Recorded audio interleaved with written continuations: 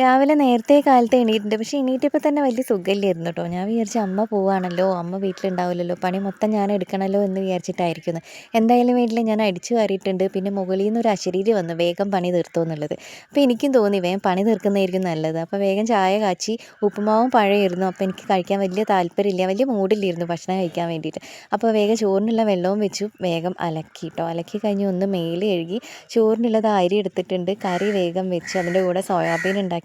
A few moments later. രാവിലത്തെ ഉഷാറില്ലായ്മേൻ്റെ കാരണം ഇപ്പോഴല്ലേ മനസ്സിലായത്. എനിക്കിവിടെ പനിയും തുമ്മലും ചീറ്റലൊക്കെ തുടങ്ങിയിട്ടുണ്ട്. രാവിലെ ചായ കുടിച്ചില്ല. അപ്പോൾ അതുകൊണ്ട് തന്നെ ഞാൻ ബ്രെഡും കോഴിമുട്ടയും കഴിക്കാൻ വിചാരിച്ച്.